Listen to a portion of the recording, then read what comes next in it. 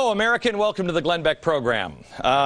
We have the latest headlines that are happening in the world, and for some reason, I don't think anybody's really explaining the Freedom Flotilla that was attacked by the IDF. It all fits an all too convenient storyline. Israel attacks the peace activist on a humanitarian mission. I even read a story from The Guardian that said, as for violence, well, we can see who supplied that, meaning the Israelis. But once again, the media script doesn't seem to match reality, at least when I compare the videotape. It was all caught on videotape. Can you show this here? Here's a guy this is a soldier thrown overboard. He has severe brain damage now. Look at this. You see this?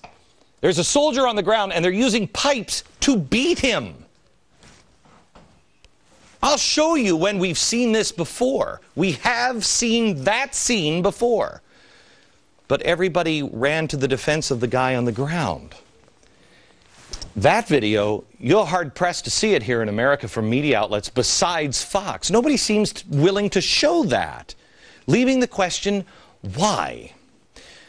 Well, I told you last night we're going to start looking at history for the answers. It's impossible to understand how any of this stuff is happening unless you look to history. Headlines don't teach us anything. They don't tell us jack. It's the story that matters, the story that we live, the story that we tell ourselves, the story that is the truth. Here it is, the story of America today. What is the history of Israel? Why are we even tied to them? Why do we care? What was the UN's role? What is the history of the Freedom Flotilla? That's an interesting question there.